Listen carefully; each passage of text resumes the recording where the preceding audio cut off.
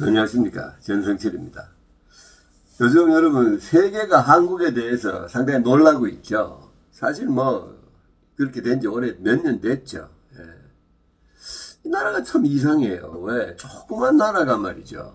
조상으로부터 받은 자원도 별로 없고 별로 특징이 없는데 자꾸 한국이 히트를 치거든요. 전쟁까지 쳐가지고 지금 군비되고 이러면서 사실상 전쟁 상태에 있는 나라가 여러 가지 면에서 정말 돋보인다고 생각을 하면서 존경을 점점 더 하는 것 같아요. 이번에 코로나 사태 이거 났을 때 이스라엘에 아주 저명한 연구소 베긴 사다트 전략연구센터가 한국은 소프트 파워 모범 국가다 이렇게 칭언했어요. 참 명예로운 칭호죠. 그죠? 소프트 파워가 뭐예요? 한마디로 문화 힘이에요. 하드 파워는 군사력, 경제력 이런 거지만은 소프트 파워는 문화력이에요. 사실은 문화가 결국은 다른 것의 총합의 결과잖아요. 그죠? 예. 우리들한테는 굉장히 정말 영광스러운 호칭입니다. 예.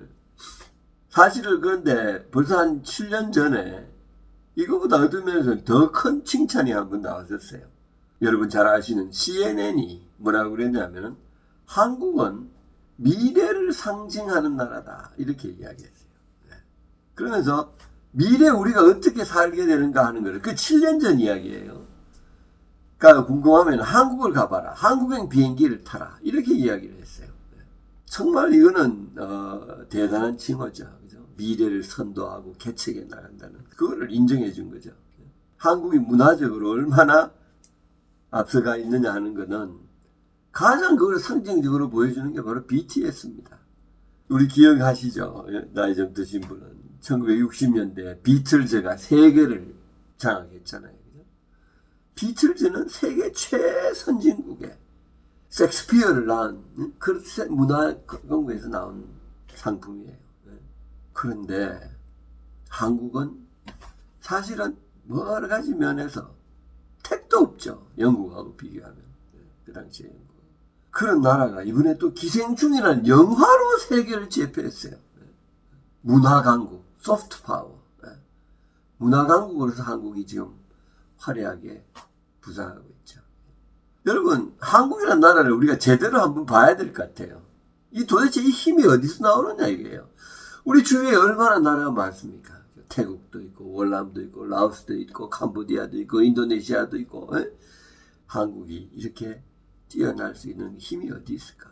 한국의 이 힘은 사실은 지금 우리가 한국이 갖고 있는 경제력이 없다면 빛이 안 났을 거예요. 가난한 나라라면 이게 빛이 안 나죠. 그죠? 근데 한국은 강력한 부자 나라 이렇게 표현할 수 있을 거예요. 전 세계에서 여러분 룩셈부르크 같은 나라는 굉장히 부자죠. 11만 불이나 되니까. 그러나 인구는 10만도 안 돼요. 그러니까 이게 비교가 안 되잖아요. 근데 한국은 전 세계에서 가장 강력한, 그러니까 부자 나라 그룹에 속하면서 또한 나라가 커요. 그걸 우리가 3050 클럽이라고 합니다. 적어도 인구가 5천만은 돼야 된다는 거예요. 큰 소리 좀 치려면. 그리고 국민소득이 1인당 3만 불이 되는 나라를 3050 클럽이라고 하는데 우리가 작년에 거기 들어갔거든요. 여러분 한번 어떤 나라인지 보실래요? 미국, 일본, 독일, 영국, 프랑스, 이태리, 이 한국이 들어가는 거예요. 러시아, 중국 저게 폼 잡고 있지만 존경받지 못하죠. 1인당 국민소득이 아직 3만 불 되려면 멀었으니까. 이러한 강력한 경제력은 한국이 세계에서 1등하는 산업 분야가 너무 많아요. 반도체, 디스플레이, 스마트폰, 철강, 화학, 배터리 이런 것이 다 우리가 1등이에요.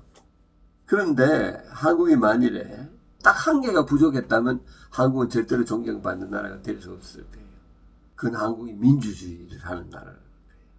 지금까지 전 세계에서 선진국이 된 나라 중에서 민주주의를 하지 않는 나라는 하나도 없더라 하는 게 지금 우리가 보고 있는 아까 말씀드린 7개 나라가 다 민주주의를 하는 나라예요. 그래서 우리는 민주주의와 경제성장을 같이 이룬 정말 특이한, 그것도 2차 세계대전 이후에 유일한 나라입니다. 세계에서. 그것도 전쟁의 폐허에서 일으킨 그 나라예요. 이런 나라가 없죠. 어떻게 한국이 이런 나라가 됐을까요? 저는 참 여기 관심이 많았어요. 왜? 저는 한 14, 15년을 외국에서 살게 됐습니다. 제가. 그것도 뉴욕에서 주로 살았는데요. 뉴욕에는 전 세계 사람들이 다 오잖아요. 그죠? 그래서 나라 사람들을 비교하는데 저는 관심이 있었어요. 그러면서 정말 그 나라 이야기도 듣고 우리가 한국하고 비교도 해보고 하면서 한국 사람에 대해서 참 많이 생각해 볼 기회가 있었습니다. 그때 얻은 그런 추측을 가지고 한국에 와서 제가 국사 공부를 좀 했습니다. 우리나라 여러 제 친구들하고 한 10여 명 모여가지고 한 달에 한 번씩 정옥자 교수님 아시죠? 국사 편찬위원장 하셨던 서울대학의 정옥자 교수님 모시고 우리가 한 달에 한 번씩 거의 한 10년을 국사 공부를 했었습니다. 참 훌륭한 분이죠, 정 교수님. 한국이 왜 이렇게 잘 살게 됐는가? 그 답을 얻었어요. 한 15, 16년 이렇게 사업을 하면서 또 뭐 해외에서 온 여러 가지 손님들, 또 세계 다국적 기업의 임원들, 고위 임원들 오면은 이제 제가 이제 외국 경험 있고 하니까 제가 이제 한국 이야기를 좀 해줄 기회가 여러 번 있었는데요. 그럴 때 이 사람들이 한국에 대해서 한국의 비결이 뭐냐 이러면 제가 지금 말씀드리는 이 논리를, 이 이론을 이야기를 하면 이 사람들이 굉장히 수긍하고, 한국이 확실히 다른 나라들하고 다른 면이 있구나 하는 이야기를 합니다. 저는 뭐라고 그러냐면요. 여러분 지금 한국이 세계 최초로 이것저것 많이 한다고 하는데 사실 한국은 이것 말고도 세계 최초로 한 게 너무너무 많다. 전 세계에서 지금 선진국 빼놓고 그 당시에 18세기, 19세기에서 수많은 나라들이 식민지가 됐잖아요. 한국을 포함해서. 다른 나라의 식민지가 되어 있는 그 시절에 민중이 수백만 명이 평화적인 봉기를 한 나라는 전 세계에서 대한민국밖에 없습니다. 다른 나라들도 독립운동이 있었죠. 그러나 그는 대개 아예 처음부터 무력으로 어떤 장군이 나타나서 하자 해가지고 뭐 무력으로 해가지고 이렇게 항력은 있었지만은 민중이 총칼도 없는 민중이 대한독립 만세를 부르치면서 거대한 봉기를 한 무력 봉기가 아니에요. 평화적 봉기를 한 세계 최초 유일의 그 당시까지 21세기에 와서는 있었죠. 아랍의 봄 이런 게 있었지만은 유일한 민족이에요. 여러분 우리가 3.1 운동이라는 글 너무 잘 아시잖아요. 그죠?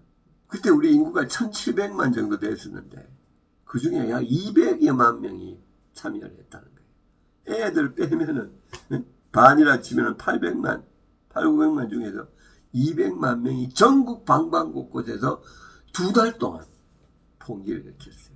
그 당시에는 우리 국민의 거의 80%가 문맹이 됐어요. 글자를 모르는 사람들이 됐어요. 우리가 거의 7,000명이 사망을 당했고 15,850명이 부상을 당했고 45,000명이 체포 구금을 당했어요. 그 당시 세계의 여건으로 봤을 때는 참 상상도 못하는 일이죠. 민중이 평화적인 봉기를 했는 이게 세계 최초입니다. 그것이 우리가 3.1 운동이 실패로 끝났다고 생각하지만 천만의 말씀. 그거로 인해서 바로 그 다음에 임시정부, 망명정부가 생겼잖아요. 그 당시에 식민지의 모든 수십 개국이 식민지를 했지만 망명정부를 세운 나라는 대한민국이 최초 유일입니다. 이 임시정부가 그냥 임시정부가 아니랬어요. 여러분. 사무실이 나라 차려놓고 몇 명 왔다 갔다 하는 그런 데가 아니랬어요. 독립군이 있었어요. 물론 임시정부하고 타결을 했지만 만주에 군대를 가진 정부를 했어요. 그래서 1920년 그러니까 3.1 운동 일어난 그 다음에 우리 독립군하고 일본군이 수많은 전투를 한 거예요. 그 유명한 것이 1920년 6월에 있었던 봉오동 전투라는 것이고 그 당시에 우리나라는 일본군이 500명하고 우리 1200명이 붙었는데 일본군에 비해서 일본군이 우리보다 몇십 배를 더 많이 죽었다 그래요. 한 40배. 우리는 한 5명 죽었는데 거기는 한 200명 가까이 죽었다는 거예요. 그러고 나서 그해 10월에 그 유명한 청산리 전투라는 게 있었지 않습니까? 김좌진 장군이. 이건 한 10전의 전투를 통칭해서 그러는데 일본군 2만 명을 상대로 우리 독립군 3, 4천 명이 곳곳에서 전투를 벌였어요. 일본은 그 당시에요. 1차 대전 승전국입니다. 이미 막강한 무력을 가진 나라였는데 그 전투를 통해서 일본군은 1300명이 죽었고 우리는 그게 한 10분의 1 정도 죽었다 그래요. 한 130, 40명. 그 조그만 나라가 200만 명의 민중 봉기를 일으키고 그러고 나서는 망명정부를 세워가지고 군대를 만들어서 전투를 했어요. 그때 우리나라가 얼마나 가난한 민족입니까? 정말 100세계 그 순진한 민족이 이렇게 전투를 하면서 영혼을 이어갔던 거죠. 근데 우리는 단순히 이 독립운동만이 아니에요. 여러분 전 세계에서 민주화를 위해서 국민 수백 명이 목숨을 던진 그런 봉기가 2번이나 일어난 나라는 전 세계에서 한국이 유일할 거예요. 여러분 잘 아시잖아요. 4.19 1960년대 해방된 지 12년밖에 안 되는 아주 어린 나라였어요. 반독재 운동을 해가지고 사망자가 무려 186명, 부상자가 6,026명입니다. 얼마나 총을 쐈는지. 그러고 바로 20년 후에 우리가 5.18이라는 걸 더 했잖아요. 5.18 광주에서 192명이 죽고 정말 민주화 운동을 목숨을 던진. 그러고 80년대 전두환 시절에는 대학생들이 민주주의를 위해서 자살을 했어요. 여러분 한번 생각해 보세요. 20대 청년이 나라의 민주주의를 위해서 자결을 하는 이런 케이스들이 10여 케이스나 있어요. 다른 나라에서 저는 듣도 보도 못한 일입니다. 민중이 민주주의를 위해서 봉기 반독재 반거를 일으킨 게 2010년이에요. 우리나라보다 50년 후에 소위 아랍의 봄이라고 그래가지고 중동 아프리카 이런 데서 물론 나라별로 독립운동을 하는 독립군들이 전쟁을 일으킨 건 있었죠. 월남에서도 남북이 전쟁을 일으키고 뭐 그런 케이스들이야 많이 있었지만 우리나라 같이 민중이 이런 식으로 몸을 던져서 나라를 찾으려고 그러고 독립운동을 해서 그러고 그 다음에 민주화를 위해서 이렇게 목숨을 바친 나라는 없습니다. 그래서 그러면 도대체 이 힘이 이 한국만이 갖고 있는 거예요. 우리 한민족, 조선민족, 대한민국 민족만이 갖고 있는 독특한 힘이에요. 그럼 이 사람들이 이 힘이 어디서 나오냐? 그게 제가 정말 정옥자 교수님한테서 배운 그 역사에 여기서 저는 힌트를 찾았어요. 저는 그에 대한 답으로 이렇게 이야기해 줍니다. 이 에피소드가 당신을 아마 설득을 시켜줄 거다. 조선은 우리 대한민국의 전신인 조선은 500년 동안을 어떻게 살았냐면은 부모님 중에 한 분이 돌아가시면은 그 아들은 그 부모님의 무덤에 옆에 운막을 짓고는 3년간을 매일 아침 저녁으로 식사를 거기다가 갖다 바치고 절을 하고 했어야 했다. 한번 생각해 보세요. 얼마나 가난할 때 2조 500년 시대가. 근데 장남이 처자식을 팽개치고 거기 가서 3년을 부모를 봉양했었어요. 그런데 그거를 안 하면 인간 취급을 못 받았어요. 동네에서. 왕들도 그걸 했었어야 했어요. 3년간. 그래서 2조 500년 임금 중에 왕 2명이 이 3년 상하다가 죽었어요. 영양실조가 걸려가지고. 고기도 잘 못 먹었거든요. 못 먹게 했어요, 사실. 그래 태종이 우리 아들이 임금 되면 내 죽더라도 고기 못 먹게 하지 마라. 이런 말까지 할 정도로 했어요. 5대 문종 임금이 3년 상하다가 죽었고 2년 만에. 12대 인종 임금이 1년 만에 죽었어요. 가치라는 게. 이게 뭐야? 유교적 가치예요.